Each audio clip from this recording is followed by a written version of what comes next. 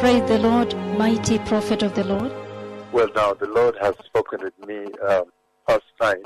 The Lord has continued to speak with me about the events that highlight the closeness with which we have drawn towards the coming of the Messiah.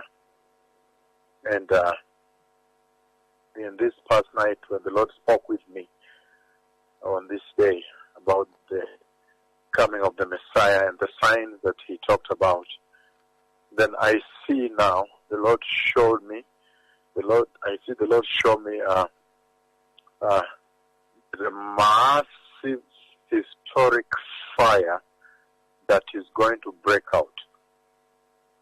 There is a very, very massive historic fire that breaks out, and I see people running. The Lord put me in the fire, and I panicked also. And I see people running in all directions, but the fire is so vast and so huge, it enclaves the people in, it encloses the people in. So there was almost nowhere to run, but I see a lot of people running in large numbers. Large numbers. A big fire is going to break out soon. A huge fire is about to break out soon. It will be in the news, and you'll see a lot of people running for their lives. I see a lot of people running in an amazing distress. I have never seen like that. The Lord puts me in there. I'm also stranded. Some people are trying to run to their houses to pick some money. There's this person who was saying they have put a lot of money in the house, so they want to run there and get the money, but fire circles them and it's coming raging fire. So I see a lot of fire that is coming. I see people running. I don't know whether it's black people or it looks more like there are black people running in all directions. There's got the historic fire and there's nowhere to run to. So people will be running in large mass and the fire will consume all sides, all around. It is going to be a distressful time that will consume at this hour. Now, Daniel chapter 12, verse 1 talks about this unspeakable distress that will consume this hour. And then Daniel 12, verse 2, Daniel talks about the entry of the church into the glorious kingdom of God. And Daniel 12:3, he highlights righteousness, the fear of God. He highlights wisdom, the need for holiness to be upheld. And those are the means by which the nations must now prepare for the coming of the Messiah.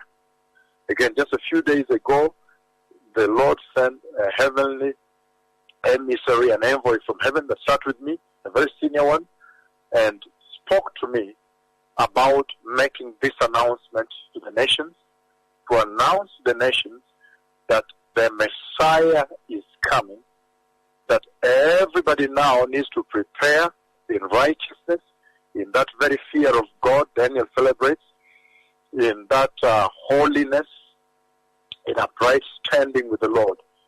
This is the hour for righteousness in the church. And again, the Lord in this conversation this night, it is as though the Lord is speaking very clearly now to the church by saying that these things of money in the house, they were running for it but consumed. Expensive clothes in their houses, they were running to try and salvage them but destroyed, totally destroyed with the homes. So the Lord is saying it's at this hour now that people's hearts should be anchored unto the throne room of God in heaven, the holy throne room of Jehovah in heaven, where the Messiah anchored the souls of men when he died, and he said upon resurrection that, woman, don't touch me, I have not entered. And then he entered and touched his blood on the mercy seat of the ark of the covenant of God, that is the throne room of God in heaven.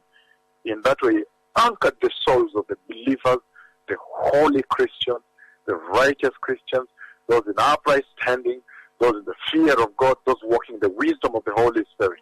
Thank you.